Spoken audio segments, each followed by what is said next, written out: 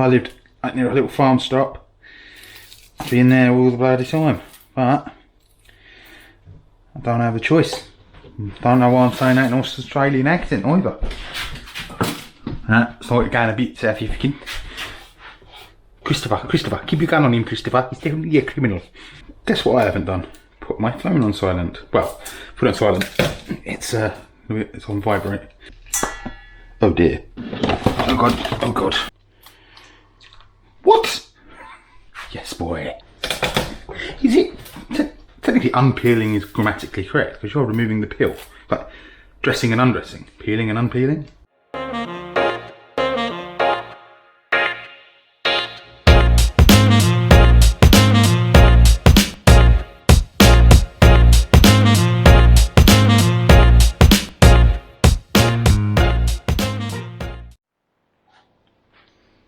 Right, I make a nice, quick and easy stir fry. I'm using the pre-packaged stir fry stuff. As much as it's cheaper and easier and buy all the fresh bits, chop it all up yourself. 90% of the time, all I'm doing is feeding myself. To get all the individual bits and pieces together, I'm going to have so much left over veg-wise.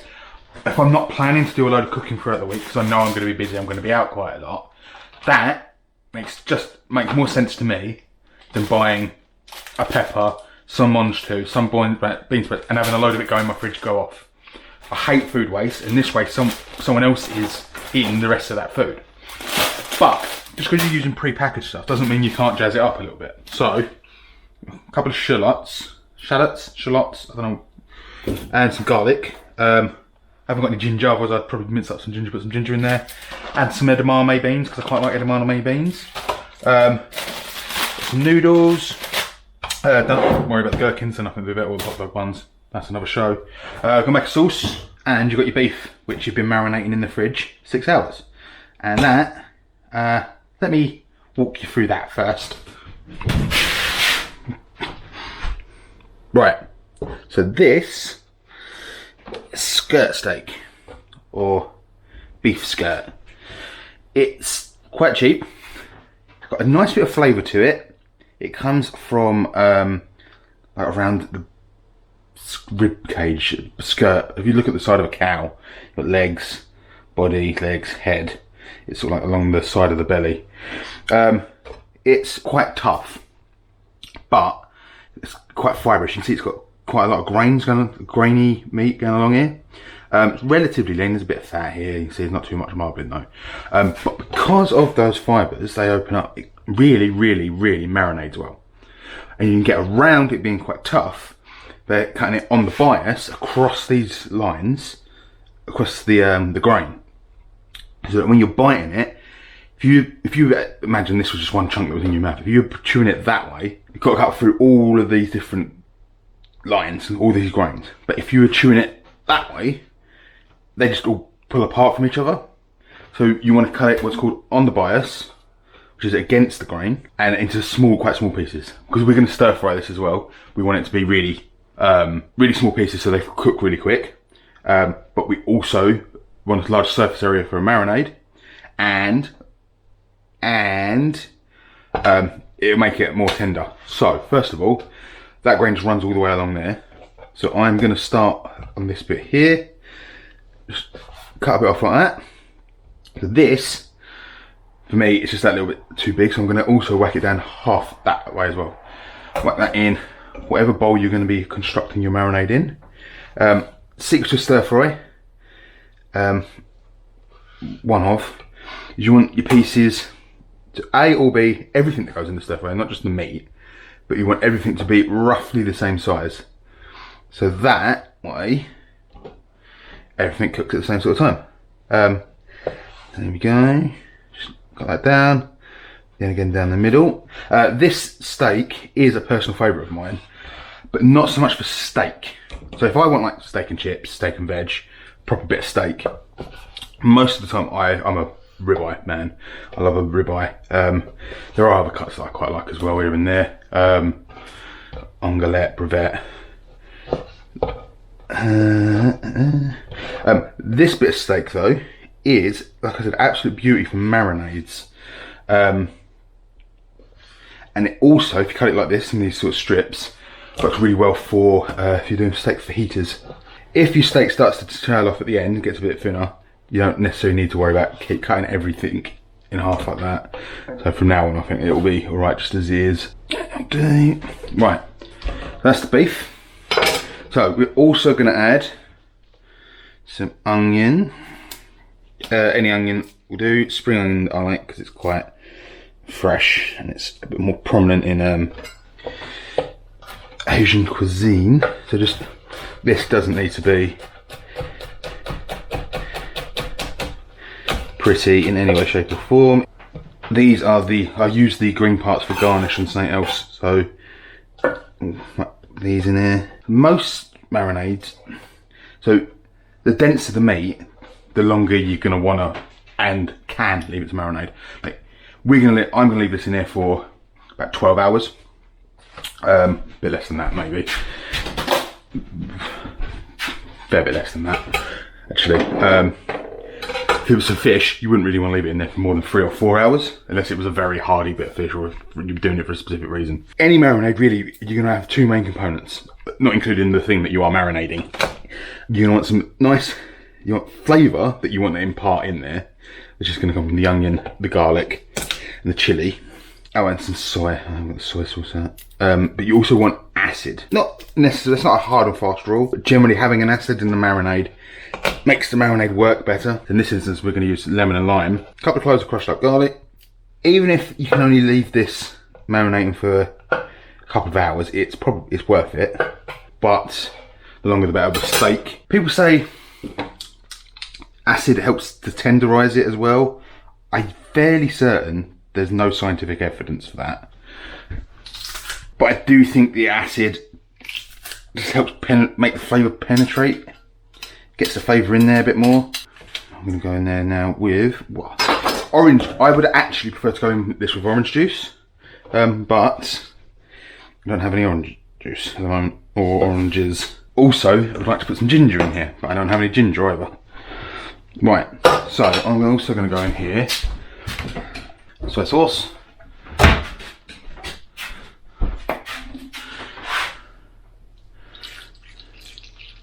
This is sriracha at a bit of heat. And I've got in here as well somewhere. Oh, that's what I've got. This is galangal paste. Galangal is primarily used in Thai cuisine, Indonesian, and yeah, it's got a very similar flavour profile to ginger. It's a bit more light and fresh and doesn't quite have as much heat to it. What am I looking here for? Anyway, over here, fish sauce. And whacking a bit of fish sauce. Oh wait, you don't need to be heavy with the fish sauce. Fish sauce is quite potent. Beef works quite well with sesame. If you had any sesame oil, that would go in there quite well. Right, this, quick pro tip. I'm going to mix all that up with my hands, because your hands are one of the best things you've got for mixing, especially when you need to get everything incorporated. But once my hands are filthy, it's going to be a pain in the ass to turn the tap on. So I'm going to turn the tap on now. People moan about the wastage of water, but there's such a thing as well as the wastage of time, and that's a far worse thing. Ignore the mess. I didn't pre-prep as much as I would normally. So taps on. You can also just try and do just the one hand, but sod that. Right, there we go. Let everything get to know each other. Cover with some cling film and whack her in the fridge till I'm ready to cook with her. So that's been marinating in the fridge for 6 hours. Let's get this open. Right, so that beef's been in there marinating for quite a while. What we want is I'm going to take the beef out of there. I'm going to put it in another bowl, because I'm going to use this marinating sauce, what it's been marinating in, as the basis for our sauce. So we need to add a few bits to that, namely a bit of corn flour.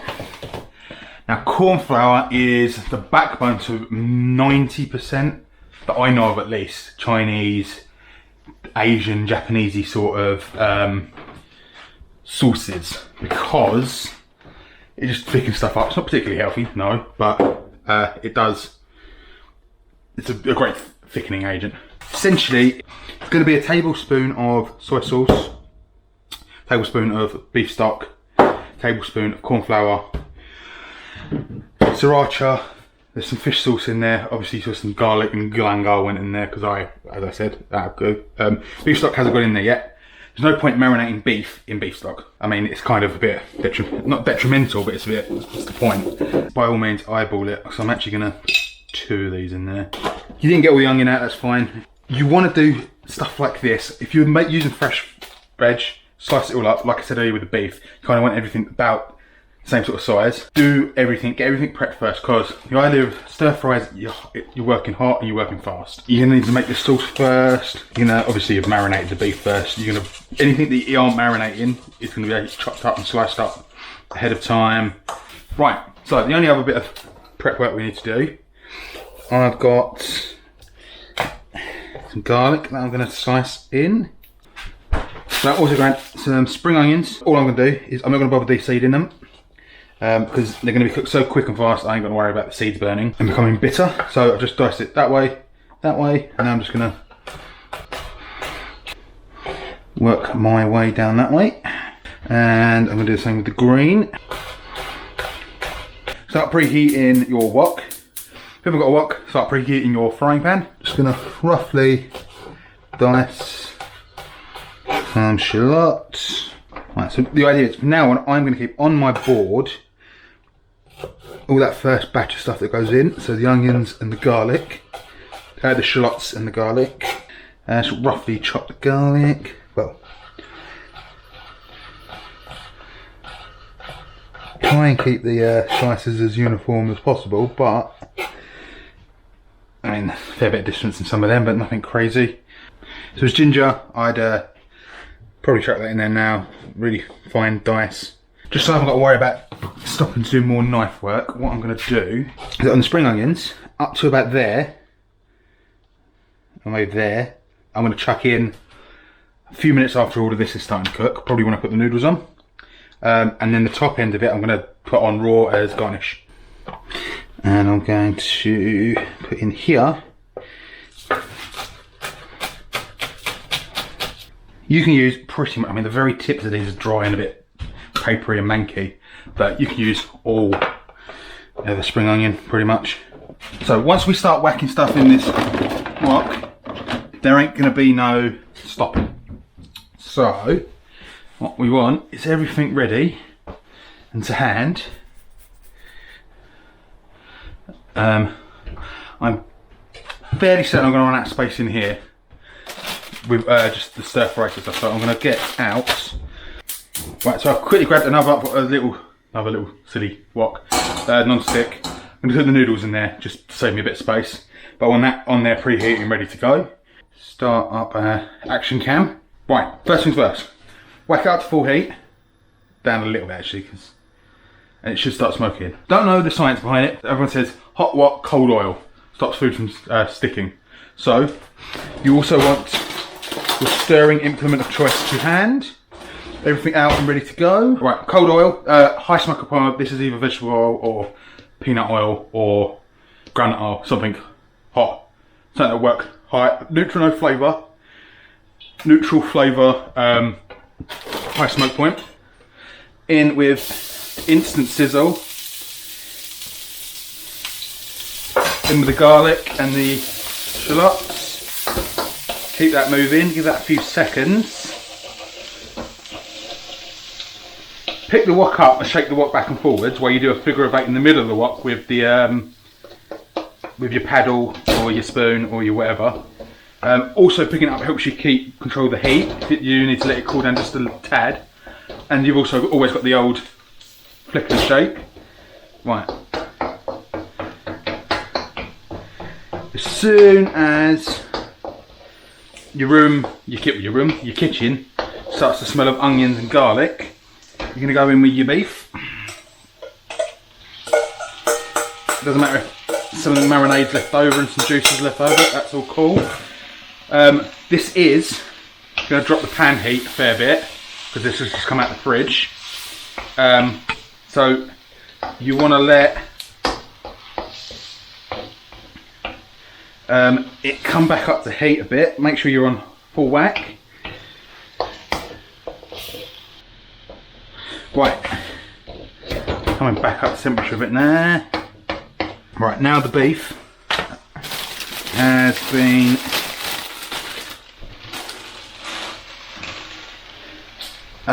browned off. I'm going to go in with the stir fry pack that needs a little bit longer because it's got chunkier carrots and stuff in it. Keep it moving. It should be sizzling all the time. Now I'm going to go in with the next veg. Get it all out. Waste not, want not. Anyone who's on my Instagram, which, come on, by now should be everyone, link in the description, know that I'm going through a bit of a phase of roasted broccoli. But stir-fried broccoli is one of my loves as well. Stir-fried broccoli just tastes amazing. Broccoli's just got such a rich depth of flavour if you roast it or fry it, as opposed to just boiling it or steaming it. Now, you want to be careful seasoning stir-fried if you're using a lot of soy, because soy is quite salty, but you do still want a bit of salt, and you do still want a bit of pepper. And with the edamame beans as well. Great source of protein, I believe. Right, so now, give this another little stir up because the cornflour is settled to the bottom. Right, I'm going to go in with the sauce. Right, so now that is going to thicken as it heats, and it's going to take on that sort of nice silky texture. I'm going to whack a bit of oil in this. It is non-stick, but it's a bit old as well. But again, cold oil, hot wok.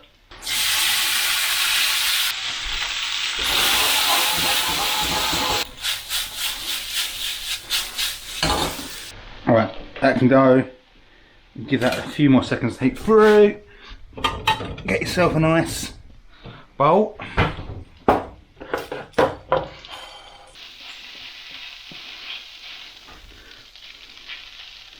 After these, nice big portion of stir-fried beef and veg, and with your spring onions, and with your freshly diced red chillies. Like I said, fresh veg and chop it all up and dice it all up by all means, but if you're just feeding yourself, or you and your other half, or you and a kid, or you and your mate, or whatever, one of those packaged ones really cuts down on your waste, and you can still add a bit of flair, add a bit of homemade sauce, marinate the beef or the chicken or the prawns, and then there you go. Robert's your mother's brother. Tell me that don't look gorgeous. Right then, hit subscribe, like, hit the bell thing. Link in the description for my Instagram where I'm constantly posting food and other silly stuff. But yeah, posh. Catch you later.